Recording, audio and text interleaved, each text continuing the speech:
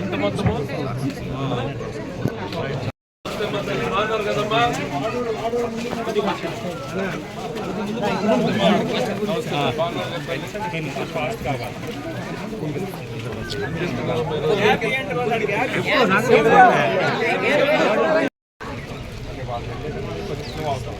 అవుతుంది అది కొద్దిగా అంటే మేము కూడా ఏం చేస్తామంటే వీళ్ళు వన్నే పెట్టాం ఆ రూట్లు తప్ప మిగిలింది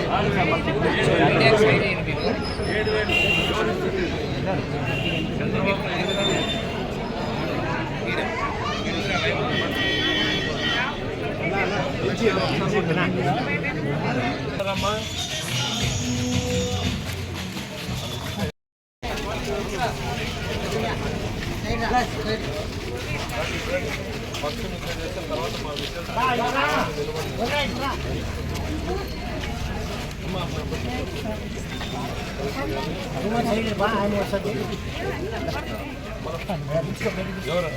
ఇంట్లోకి బా. ఓకే, అందరికీ నమస్కారం. రాష్ట్ర వ్యాప్తంగా ఒక పండుగ లాంటి వాతావరణంలో వృద్ధులకి పెన్షన్లు పంపిణీ చేసేటువంటి కార్యక్రమానికి రాష్ట్ర ముఖ్యమంత్రి గారు స్వయంగా ఈరోజు ఉదయాన్నే 6 గంటలకు చేపట్టారు. దాంట్లో భాగంగానే వాడలా కూడా తెలుగుదేశం పార్టీ నాయకులు, అధికార యంత్రాంగం, ప్రతి ఒక్కరూ కూడా సమాజ హితం కోరేటువంటి ప్రతి ఒక్కరూ కూడా ఈ కార్యక్రమంలో పాలు పంచుకుంటూ చూస్తూ ఉంటే పండుగ లాంటి వాతావరణంలో సాగుతుంది.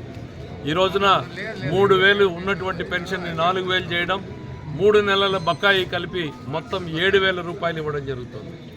రాష్ట్రం విడిపోయిన తర్వాత జరిగిన నష్టం కన్నా గత 5 ఏళ్లలో జరిగినటువంటి నష్టం, ఆర్థిక అరాచకం చాలా ఎక్కువ. అటువంటి పరిస్థితుల్లో అధికారంలోకి వచ్చినటువంటి చంద్రబాబు నాయుడు గారు ఏ పరిస్థితుల్లో ఉంది అని ప్రధానమైనటువంటి ఆర్థిక రంగాన్ని అంచనా వేసేటువంటి ప్రయత్నం జరుగుతుంది. ఇంకా కూడా కొనసాగుతూనే ఉంది. ఎక్కడున్నాం, ఈ రాష్ట్రానికి ఉన్నటువంటి ఆర్థిక భారం ఎంత, అప్పులెంత, దారి మళ్ళిన ధనం ఎంత అనేటువంటి లెక్కలు తేలకముందే మమ్మల్ని అందరినీ పిలిచి ముఖ్యమంత్రి గారు ఇచ్చినటువంటి ఆదేశాలు ఏంటంటే 1వ తారీఖున మొట్టమొదటిది 6 గంటలకు పంపిణీ జరగాలి అనంటే 29వ తారీఖునే మీరు వృద్ధుల పంపిణీ కోసం రాష్ట్ర వ్యాప్తంగా చెల్లించాల్సినటువంటి 4,400 పైన కోట్ల